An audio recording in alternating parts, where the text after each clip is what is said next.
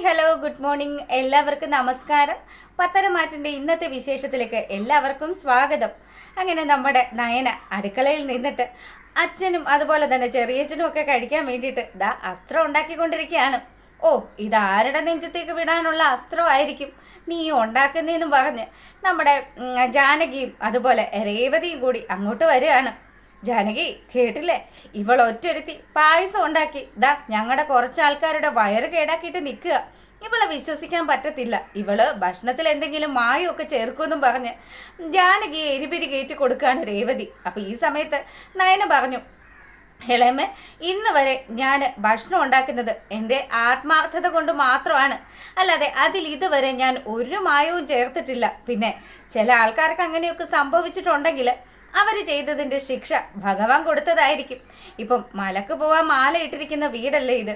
എനിക്ക് നിങ്ങളോടൊന്നും വഴക്കിടാനോ ഒന്നും സംസാരിക്കാനോ ഒന്നും താല്പര്യമില്ല എന്നും പറഞ്ഞ് നയൻ ആ ഫുഡ് ഉണ്ടാക്കുന്നതിൽ കോൺസെൻട്രേറ്റ് ചെയ്ത് നിൽക്കുകയാണ്. ഈ സമയത്ത് അപ്പുറത്തേക്ക് മാറി നമ്മുടെ ജാനകിയും അതുപോലെ തന്നെ രേവതിയും കൂടി പെറുപെറുക്കാൻ തുടങ്ങി.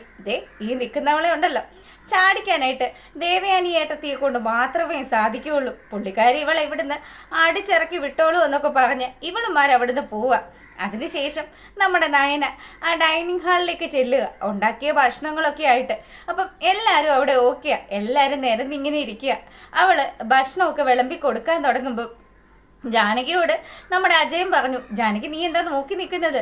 എല്ലാം നയനമോള് തന്നെയല്ലേ ചെയ്യുന്നത്, അവളെ സഹായിക്ക്, ഭക്ഷണം എല്ലാവർക്കും വിളമ്പി കൊടുക്കെന്ന് പറയുമ്പോൾ, അതേ എനിക്കിപ്പോൾ ഭക്ഷണം വിളമ്പാനൊന്നും പറ്റില്ല, എല്ലാം ഉണ്ടാക്കിയ ഇവിടുത്തെ ഒരു സൽപുത്രി ഉണ്ടല്ലോ, അവളങ്ങ് വിളമ്പി കൊടുത്തോളും. ഇവൾ എന്തുണ്ടാക്കിയെന്ന് ഈ പറയുന്നത്? ഇതൊക്കെ കേട്ട് നിൽക്കുമ്പോൾ നമ്മുടെ രേവതിക്ക് നല്ല ദേഷ്യമായി. ബാക്കിയുള്ളവരുടെ വയറ് കംപ്ലൈന്റ് ആക്കിയതല്ലാതെ ഇവൾ എന്താ ചെയ്യുന്നത്? അപ്പൊ ഇവരൊന്നും പറയുന്ന കാര്യങ്ങളൊന്നും കേൾക്കാതെ നമ്മുടെ ജയനും അജയനും ഒക്കെ ഈ ഭക്ഷണം അങ്ങ് കഴിക്കുക. മോളെ, ശരിക്കും പറഞ്ഞാല് ഞങ്ങളുടെ അമ്മ ഉണ്ടാക്കുന്ന അതേ ടേസ്റ്റാ, അമ്മയെക്കാട്ടിലും ഒരുപടി മുന്നിലാണെന്ന് പറഞ്ഞാലും തരക്കേടില്ല. മോളുണ്ടാക്കുന്ന ഫുഡ് അത്രയ്ക്ക് ഗംഭീരമാണെന്ന് പറഞ്ഞു. ആ, പുകഴ്ത്തിക്കോ പുകഴ്ത്തിക്കോ. നിങ്ങളൊക്കെ അല്ലെങ്കിലും ഇവളെ എന്ത് കാണിച്ചാലും ഇവൾക്ക് വളം വെച്ച് കൊടുക്കുന്നത് ഈ ഇരിക്കുന്ന ആൾക്കാരൊക്കെ ആണല്ലോ. ഞങ്ങൾക്ക് ഇനി നിങ്ങളോട് സംസാരിക്കാൻ താല്പര്യമില്ല എന്നും പറഞ്ഞ് ആ ജാനകിയും രേവതിയും ഒക്കെ അകത്തേക്ക് പോകാൻ തുടങ്ങുമ്പം, എന്തിനാ നിങ്ങളൊക്കെ പോകുന്നത്? ഇവിടെ ഇരുന്ന് എല്ലാവരും സമാധാനമായിട്ട് ഭക്ഷണം കഴിക്കുന്നെന്നും പറഞ്ഞ് നയന അവിടുന്ന് അങ്ങ് മാറി നിൽക്കുക. അതിനുശേഷമാണെങ്കിലോ നയന നേരെ പോകുന്നത് റൂമിലേക്കാണ്. അപ്പം നയന പോകുന്ന സമയത്ത് നമ്മുടെ ദേവയാനി തമ്പുരാട്ടി ഇങ്ങോട്ട് ഇറങ്ങി വരിക. നയനയെ കണ്ടതും, അല്ല എങ്ങോട്ടാണ് ഈ പോകുന്നത്? റൂമിലേക്കാണെങ്കിൽ ഇപ്പം അങ്ങോട്ട് പോകണ്ട. അതെ, അവൻ മാല ഇട്ടിരിക്കുന്ന കാര്യം നിനക്ക് ഓർമ്മയിലുണ്ടാവണം. രണ്ടുപേരും കൂടി ഒരു റൂമിൽ സ്റ്റേ ചെയ്യാമെന്നുള്ള കാര്യമൊക്കെ അങ്ങ് മാറ്റി വെച്ചേക്കണമെന്നൊക്കെ പറഞ്ഞു. അമ്മ, മറ്റാരെക്കാട്ടിലും നന്നായിട്ട് ഈ കാര്യങ്ങളൊക്കെ ഞാനും ശ്രദ്ധിക്കുന്നതാ.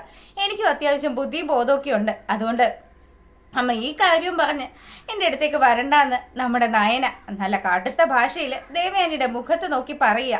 ഇങ്ങനെയൊക്കെ പറയുമ്പം, എടീ നീയൊക്കെ അർഹതയില്ലാതെ ഈ വീട്ടിൽ കയറി കൂടിയതും ഇവിടെ ഇപ്പം ഇങ്ങനെയൊക്കെ കാണിച്ചു കൂട്ടുന്നതും ഒക്കെ കണ്ടിട്ട് കാണാത്ത പോലെ നടക്കുന്നതല്ല ഞങ്ങൾ.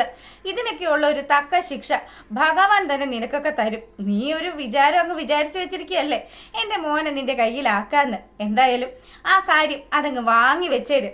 നീ വിചാരിക്കുന്ന പോലെയൊന്നും അല്ല എൻ്റെ ആദർശ്. അവനെ എൻ്റെ മോനാണ്. എൻ്റെ മോൻ അങ്ങനെ നിന്റേതായി മാറുന്നതൊന്നും എനിക്ക് സഹിക്കുന്ന കാര്യമല്ല. അവന് കൊള്ളാവുന്ന കുടുംബത്തിലെ ഒരു പെണ്ണായിരുന്നെങ്കിൽ ഞാൻ നിങ്ങളെ അംഗീകരിച്ചേനെ. പക്ഷെ ഇതെങ്ങനെയായത്? ഈ വീട്ടിലേക്ക് വലിഞ്ഞു കയറി വന്ന രണ്ട് അസത്തുക്കൾ എന്നൊക്കെ പറഞ്ഞ് ദേവയാനി ഇങ്ങനെ പറഞ്ഞതും നമ്മുടെ നയനയാണെങ്കിലോ, അമ്മേ ഇതിലും വലിയ ദേഷ്യമായിരുന്നു അമ്മയുടെ മോൻ എന്നോട്. അതിനുശേഷം ആദർശേട്ടൻ ഇപ്പൊ എന്നെ സ്നേഹിച്ചുകൊണ്ടിരിക്കുകയാണ്. എന്നെ കാണാത്ത ഒരവസ്ഥ എൻ്റെ ആദർശേട്ടനില്ല. അതുകൊണ്ട് ഡെയിലി എഴുന്നേറ്റ് വരുമ്പോൾ തന്നെ നയനെ ഇപ്പൊ നിന്റെ മുഖം കണി കാണുന്നതാണ് സന്തോഷം എന്ന് പറയുന്ന ആ ആദർശേട്ടനെ പോലെ അമ്മയും ഒരു ദിവസം മാറും. ഞാൻ മാറും, ശരിയാ, ഞാൻ മാറും. അതെ, വേറെ വല്ലവരുടെ അടുത്തും പോയി പറഞ്ഞാൽ മതിയെന്നും പറഞ്ഞ് ദേവയാനി അവിടെ നിന്ന് കൊമ്പിച്ചു പോവുക. അപ്പം ഈ സങ്കടത്തിൽ നമ്മുടെ നയന നേരെ ചെല്ലുന്നത് നവ്യയുടെ അടുത്തേക്കാ. എന്താ മോളെ, ആ തള്ളയ്ക്ക് എന്തിന്റെ കേടാണെന്ന് ചോദിച്ച് നവ്യ നമ്മുടെ നയനയോട് കാര്യങ്ങൾ അന്വേഷിക്കുക. എന്ത് ചെയ്യാനാ ചേച്ചി? എന്തു പറഞ്ഞാലും അവസാനം നമ്മുടെ കുടുംബത്തെക്കുറിച്ചും നമ്മളെക്കുറിച്ചും ഒക്കെ മോശം പറയുന്നതല്ലേ ഇവിടെ ഉള്ള ആൾക്കാരുടെയൊക്കെ രീതി. ഇപ്പം തന്നെ അവർക്ക് പായസത്തിൽ എന്തൊക്കെയോ കലക്കി കൊടുത്തത് ഞാനാണെന്നും പറഞ്ഞാണ് താഴെ ഒരു ബഹളം. ഞാൻ ഒന്നും ചെയ്യാൻ നിന്നില്ല ചേച്ചി. ഞാൻ ഇതുവരെ എല്ലാവരോടും ആത്മാർത്ഥമായിട്ട് തന്നെയാണ് നിന്നിരിക്കുന്നത്. മോളെ നീ കുറച്ചുകൂടി ബോൾഡ് ആകണമെന്നൊക്കെ പറഞ്ഞ് നമ്മുടെ നവ്യത നയനയ്ക്ക് മോട്ടിവേഷൻ കൊടുക്കുകയാണ്. നയനയാണെങ്കിലോ വേണ്ട ചേച്ചി, എന്നെങ്കിലും എൻ്റെ ആദർശേട്ടൻ സ്നേഹിക്കുന്ന രീതിയിൽ ആ അമ്മ എന്നെയും സ്നേഹിക്കും. അപ്പം അങ്ങനെയുള്ള ഒരു ദിവസത്തിന് വേണ്ടി ഞാനും കാത്തിരിക്കുകയാണ്. അവരും ആദർശേട്ടൻ്റെ അതേ മനസ്സാണ്.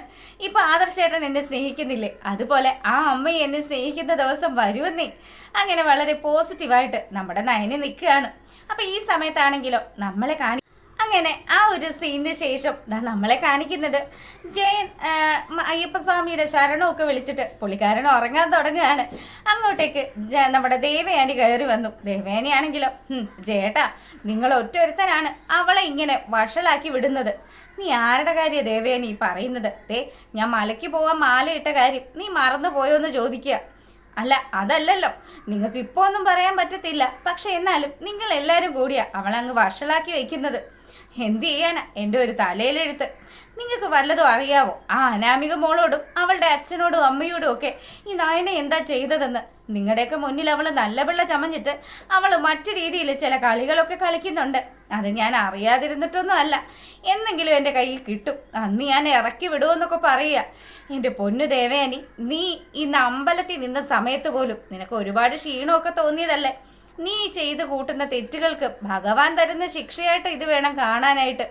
എന്തായാലും ഇതൊക്കെ ഒന്ന് ഒരുപടിക്ക് കുറച്ചിട്ട് നല്ലൊരു അമ്മായിയമ്മയായിട്ട് മാറാൻ നോക്ക്. ഈ ജന്മം നയനെ അംഗീകരിക്കാനായിട്ട് എനിക്ക് പറ്റത്തില്ല എന്നും പറഞ്ഞ് ദേവയാനി ഒറ്റക്കാലെ നിൽക്കുക. നിന്നോട് പറഞ്ഞിട്ടൊരു കാര്യമില്ലാന്നും പറഞ്ഞ് ആശാൻ അയ്യപ്പസ്വാമിയുടെ ചരണവും വിളിച്ച് കിടന്നുറങ്ങുകയാണ്. പിന്നീടാണെങ്കിലോ നമ്മുടെ അഭി ആകാശം നോക്കി ഇങ്ങനെ കിടക്കുക. അപ്പം ആ സമയത്ത് അങ്ങോട്ടേക്ക് ജലജ വന്നു. എൻ്റെ മോനെ, എന്നാലും നിന്റെ അമ്മായി ചെയ്തത് ഒരു കൊടും ചതിയായി പോയല്ലോ. അതേ, നീ എന്ത് ചെയ്യാനാ? 41 ദിവസം വ്രതവും എടുത്ത് ശബരിമലയിൽ പോകാനായിട്ട് അവർക്ക് ഇതിൻ്റെ വല്ല ആവശ്യമുണ്ടോ? അവരുടെ മരുമകൾക്ക് പണി കൊടുക്കണമെങ്കിൽ അവരിങ്ങനെയാണോ ബാക്കിയുള്ള എല്ലാവരെയും കൊണ്ട് പണി തരിയിക്കുന്നത്? അങ്ങനെ നമ്മുടെ ജലജ കാര്യങ്ങൾ പറയാണ്. മോനൊരു കാര്യം ചെയ്, നീ നല്ലതുപോലെ വ്രതം എടുക്ക്. ചിലപ്പം അയ്യപ്പസ്വാമി നിന്റെ പ്രാർത്ഥന കേട്ടാലോ. അങ്ങനെയാണെങ്കിൽ ഈ നവ്യ എന്ന് പറയുന്നവള് നിന്റെ ജീവിതത്തിൽ നിന്ന് ഒഴിഞ്ഞു പോകുമല്ലോ. അപ്പം നിനക്ക് സമാധാനം ആവില്ലേ?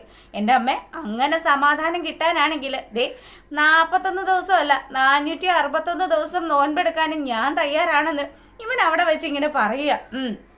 അങ്ങനെ ഒരു കഠിന വ്രതം എൻ്റെ മോനും എടുക്ക്. എൻ്റെ മരുമോൾ ഇവിടുന്ന് തൊലഞ്ഞു പോകാൻ വേണ്ടിയിട്ട് ഒരു നല്ല വ്രതം ഞാനും എടുക്കാമെന്നും പറഞ്ഞു ജലജ അപ്പുറത്തേക്ക് പോവുക. ഈ സമയത്ത് ജലജ ചില കാഴ്ചകൾ കാണുന്നുണ്ട്. നമ്മുടെ അനാമികയും അവളുടെ അമ്മയും കൂടി നിന്ന് നവ്യയെ ഒതുക്കുന്ന കാര്യം സംസാരിച്ചു കൊണ്ടിരിക്കുക. അപ്പോൾ കൊള്ളാലോ, എനിക്ക് ഇഷ്ടപ്പെട്ട ടോപ്പിക്കാണ് ഇവർ സംസാരിക്കുന്നത്. അങ്ങനെയാണെങ്കിൽ ഒന്ന് ഒളിഞ്ഞു നിന്ന് കേൾക്കാം. ആ വീട്ടിലുള്ള സകലരുടെയും രഹസ്യങ്ങൾ ചൂണ്ടിയെടുക്കുന്നത് നമ്മുടെ ജലജയാണല്ലോ. അതുകൊണ്ട് തന്നെ ഇവൾ അപ്പുറം മാറി നിന്നിട്ട് ഇവരെന്താ സംസാരിക്കുന്നതെന്ന് ഒളിഞ്ഞു കേൾക്കുകയാണ്. കാര്യങ്ങൾ ഏകദേശം പിടികിട്ടി.